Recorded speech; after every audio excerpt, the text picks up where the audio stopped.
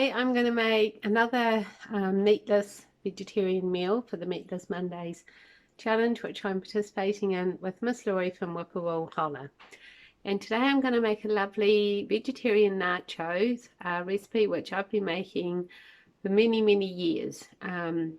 Of course, it doesn't contain any meat. And I top it with some grated cheese and a little blob of either sour cream or Greek yogurt, and it's really good. So I hope you'll enjoy watching me make this recipe. See you soon. Oh, and of course some lovely spices.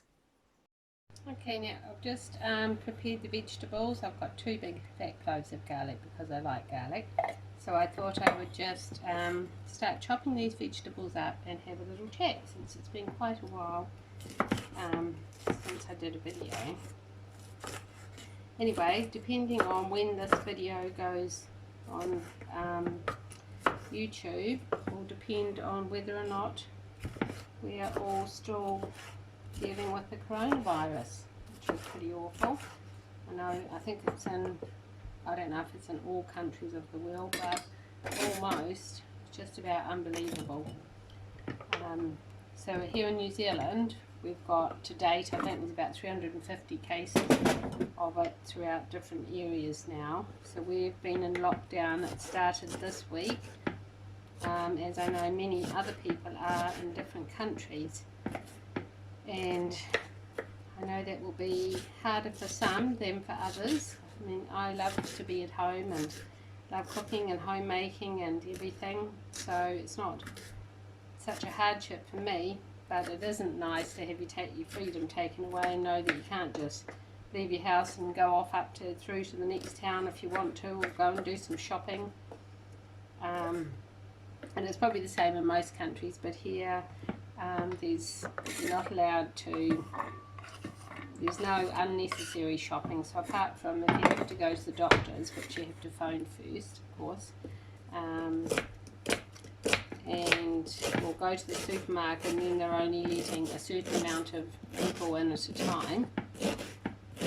And what else? I think you can go to the chemist, pick up your prescription,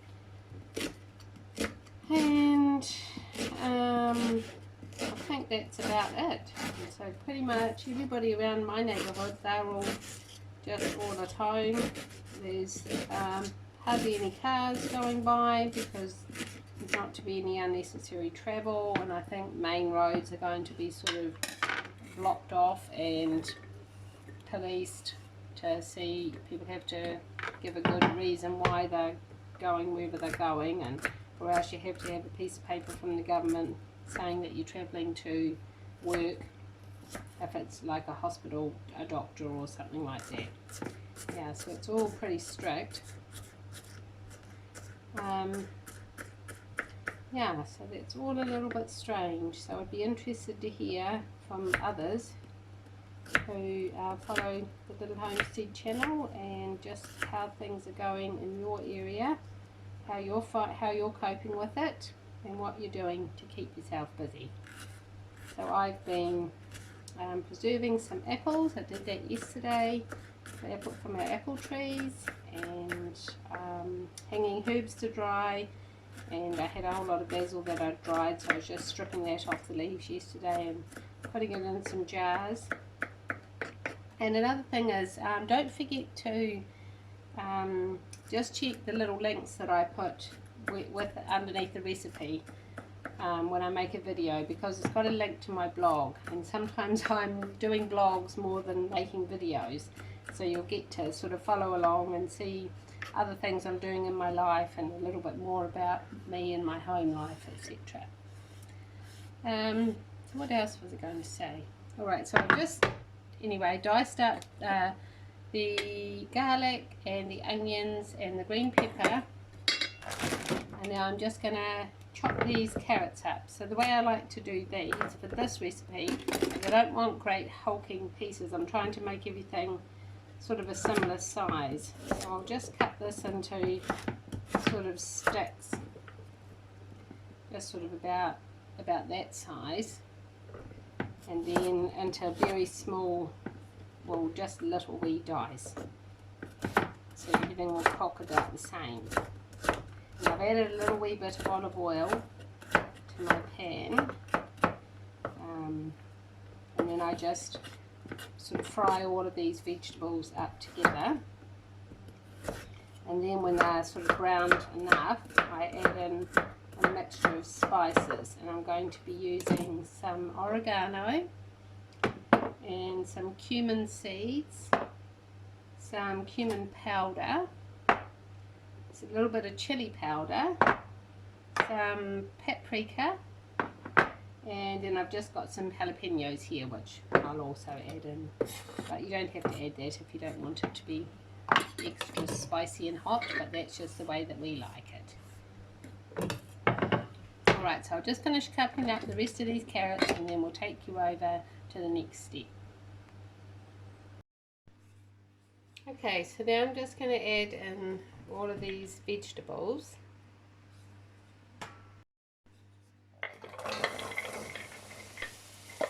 And listen to that lovely sizzle. Stir around. And we'll let those just cook away until they sort of soften. You know what it looks like when you're browning an onion. Just everything's going to kind of get to about that point. So it might be like about, I don't know, 5 to 10 minutes. And then when it's sort of almost there, I'm going to add in half a teaspoon of cumin seeds, because I like to sort of just fry them. Actually, I could have done that first, but I just normally do it a little bit later. Okay, so we're going to add in just a half a teaspoon of these cumin seeds. Sprinkle those in, and they just give off a lovely fragrant aroma.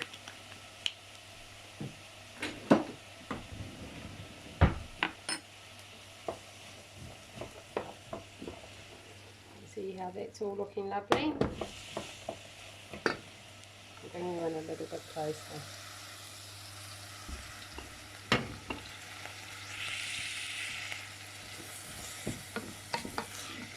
And sort of just, everything's starting to sweat, and then I'm just going to, eventually it starts to sort of just brown off a little bit more. So I've also got on a plate here, I've got my 2 teaspoons of ground cumin, half a teaspoon of paprika, a teaspoon of dried oregano, half a teaspoon of chilli powder, and then a wee pinch of basil. So this is my homegrown basil. I'm quite excited about it. But this was actually last year's one, and then I just chopped it all up in a little coffee grinder the other day, and it smells so beautiful and it's so lovely. You have your own organic herbs in your spice drawer. I did a big makeover on my spice drawer and tidied it all up because it was just getting a little bit scruffy. Right, so now I've obviously rearranged that. Can't move that. There we go. Alright, so just give that a good stir, keep cooking it. Down, so probably take about another 5 minutes. And maybe just turn the heat down a little bit. Okay, now add in all of those spices. And I forgot to say I also add in probably about half a teaspoon of ground ginger. Mix that all through. It sort of starts to, I don't know, it kind of sucks up all the moisture that was in the pan. So you can turn it down a little bit if you want. Then probably cook that still for about 5 more minutes. And you'll see that it starts to get sort of a dry look about it.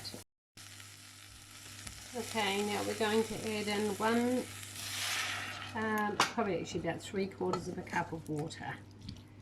So add that in there, and then our can of kidney beans, all drained and rinsed, and a can of crushed tomatoes and juice. Wow, this is a super thick can. Actually, those aren't chopped tomatoes, they're whole tomatoes and like thick puree. So I'll just chop those up with my scissors.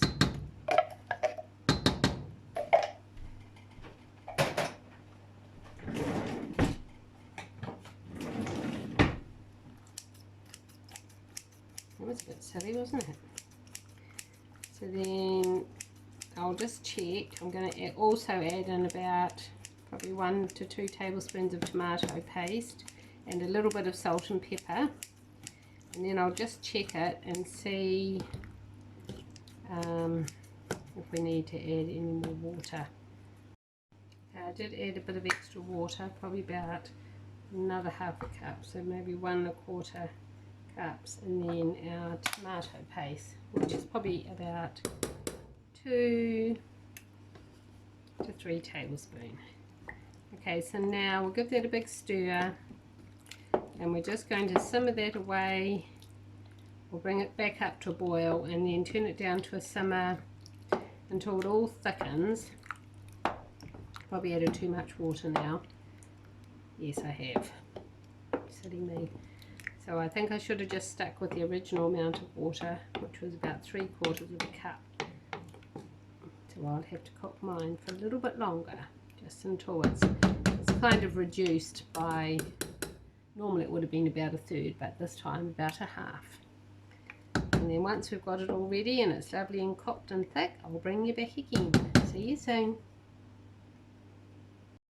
Okay, so the nacho sauce has been cooking now probably for about 20 minutes. So I'll just turn you around and you can, okay, so the sauce has been cooking for about 20 minutes. It's all bubbling away and it's reduced a bit. And if I give it a stir, you can kind of see the consistency.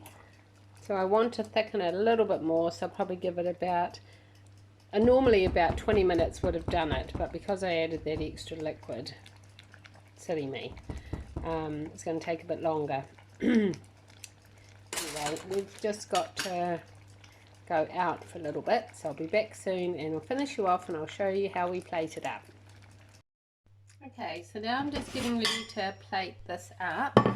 So I've got, well, these are the sort of corn chips we have in New Zealand. They, you can get flavoured, you can get plain, jalapeno, cheese, and so I just put a whole bunch of them on the plate. So I'm actually going to have mine over some cooked kale and just have a couple of corn chips, since I don't want to have as much sort of fatty carby chips, even though these ones aren't too bad. But this is for my husband and this is how I normally always serve it. I'm just not sure if that camera angle's right, so I'll just move it back a little bit. Yeah, I think that's a little bit better. Get this nacho sauce.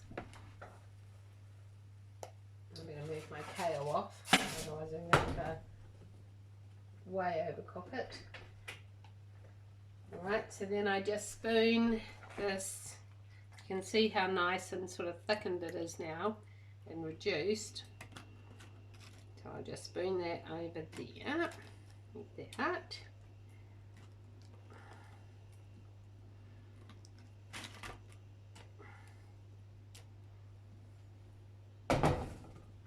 And then I just get some cheese. Great cheese over the top. I've got some tasty cheese.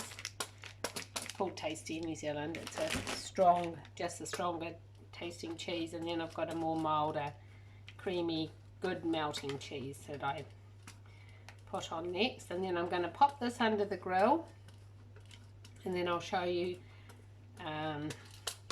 after that's all grilled and melted. I'll show you how I finish it off, make it extra delicious. Okay, so here we have it. It's all been grilled and the cheese is all lovely and melted. Now at this point you could put on a little bit of sour cream, but we normally just have Greek yogurt, unsweetened Greek yogurt with it. So I'll put that on, and then I've just got a little wee bit of parsley. And there you have it. Vegetarian nachos that are extremely delicious. We've been eating this for years and it's really, really good. So I hope you'll give this recipe a try. Thanks so much for watching. Bye for now.